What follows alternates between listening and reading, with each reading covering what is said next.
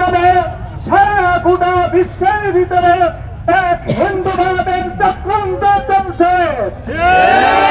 এই চক্রান্তকারীরা নিরীহ বাংলাদেশের মুসলমানের উপরে ষড়যন্ত্র চালাইয়া আমাদের শান্তিপ্রিয় মুসলমান এবং আমাদের প্রতিবেশী অন্যান্য জাতিদের ভিতরে নানাবিধ চক্রান্ত চালাইয়া আমাদেরকে সন্ত্রাসবাদী আমাদেরকে পেরেশান করে চলছে। মাত্র 3 দিন পূর্বে আমাদের একজন মুসলমান ওকিলকে নির্মমভাবে হত্যা করেছে। এই ইস্কনের দালাল আমাদের এলাকাতেও অনেক দালাল রয়েছে। আমরা এই দালালদেরকে চিহ্নিত করব। আমি একটা কথা বলে দিতে চাই, ইস্কনের দালালদের যে সমস্ত দোকান আছে, যে সমস্ত ব্যবসা আছে, এই ব্যবসায়ীদের কাছে থেকে কেউ কোনো লাভ খরিদ করবে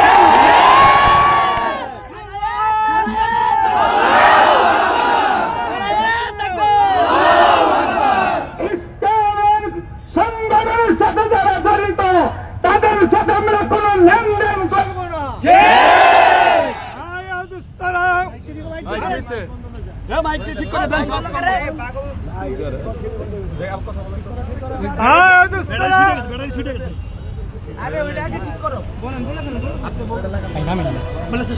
ভারত চক্রান্ত করিয়া ভারতের প্রেসিডেন্ট নরেন্দ্র মোদী দিল্লির থেকে বাংলাদেশকে নানা কৌশলে নিশ্চিহ্ন করার জন্য মুসলমানের ষড়যন্ত্র চালাচ্ছে।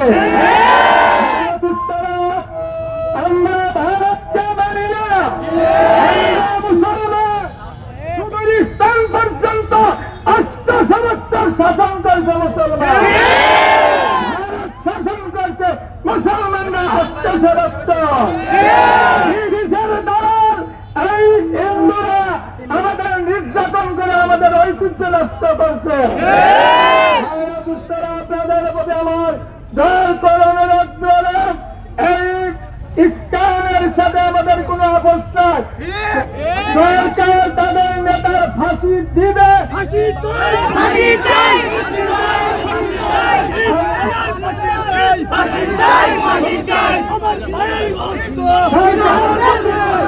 আমাদের দাবি পূরণ না করে তাহলে আমরা মাঠে ময়দানে আমরা নামবো এবং এর প্রতিশোধ নিব। ভয় করে না মুসলমান, আপনাকে আল্লাহকে ভয় করে।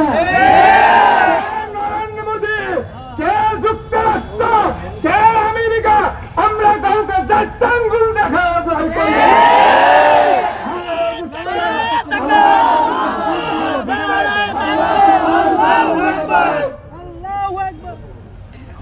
এখন আপনাদের সামনে কথা বলবেন আমাদের এলাকা বাস স্ট্যান্ডের প্রেস ইমাম। যারা দালালি করতেছে 70,000 তোমাদের দালালি আমরা মানব না। এখন দোয়া করে দেবেন আমাদের এলাঙ্গা জামে কান্দিয়া জামে মসজিদের ইমাম হযরত মাওলানা সাহেব